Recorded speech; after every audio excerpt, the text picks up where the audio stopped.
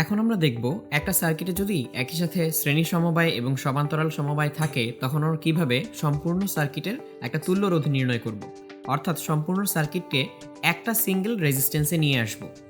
আমরা এখানে যে কাজটা করতে পারি, আমরা অ্যাট এ টাইম একটা কাজ করব। যেমন আমি এখানে দেখতে পাচ্ছি যে এই 20 ওহমস এবং 5 ওহমস এই দুইজন প্যারালেল কানেকশনে। তাহলে আমি আগে এই জায়গাটুকু সলভ করব, তারপর বাকিগুলোর দিকে নজর দিব। তাহলে আমি যদি শুধু এইটুকুকে প্যারালেল করে দিয়ে আবার সার্কিটটা আঁকি, তাহলে সার্কিটটা দেখতে এমন হবে। এই 3 ওহম 3 ওহমের জায়গায় থেকে গেল, এই 4 ওহমসের জায়গায় থেকে গেল, এবং এই 20 আর 5 এই দুইটা মিলে একটা রেজিস্ট্যান্স হয়ে যাবে। তাহলে সেটা আমরা কিভাবে খুঁজে বের করব? আমরা প্যারালেল কম্বিনেশনের ফর্মুলাটা একটু মনে করি।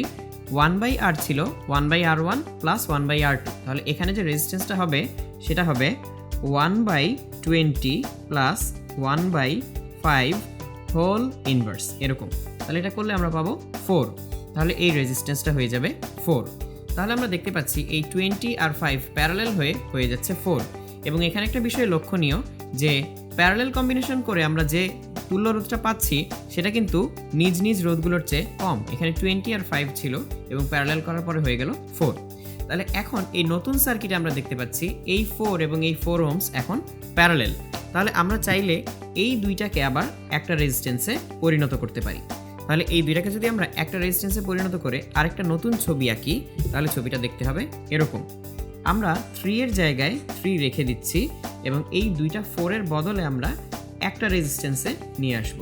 তাহলে জিনিসটা দেখতে হবে এরকম। এখন এই 4 আর 4 মিলে কত হয়?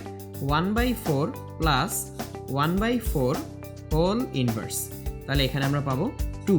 তাহলে এই রেজিস্ট্যান্সটা হয়ে যাবে 2 ওহমস। এখন আমরা দেখতে পাচ্ছি এই 3 এর পর শুধু এই 2, তার মানে তারা একই রাস্তায় অবস্থিত।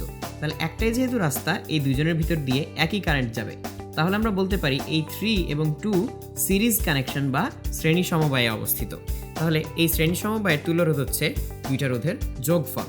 তাহলে ফাইনালি আমরা এখান থেকে আঁকতে পারি একটা সিঙ্গেল রেজিস্ট্যান্স, সেটা হচ্ছে 3 প্লাস 2 5 ওহমস। তার মানে এই সম্পূর্ণ সার্কিটটাকে আমরা এভাবে ধাপে ধাপে একটা রেজিস্ট্যান্সে নিয়ে আসতে পারি। তাহলে এভাবে আমরা শুরু করব যে প্রথমে আমরা যেটাকে দেখতে পাচ্ছি যে সিরিজ বা প্যারালেল আমরা দেখা মাত্র বুঝে যাচ্ছি, প্রথমে সেটার কাজ করব। তারপর আবার দেখব যে কোনোটা দেখেই বুঝে যাচ্ছে কিনা যে সিরিজ বা প্যারালেল, তারপর তার কাজ করব। এভাবে একটা একটা করে কমিয়ে আমরা একটা সিঙ্গেল রেজিস্ট্যান্সে নিয়ে আসবো। তাহলে এই সম্পূর্ণ সার্কিটটার তুল্য রোধ হচ্ছে 5 ওহমস।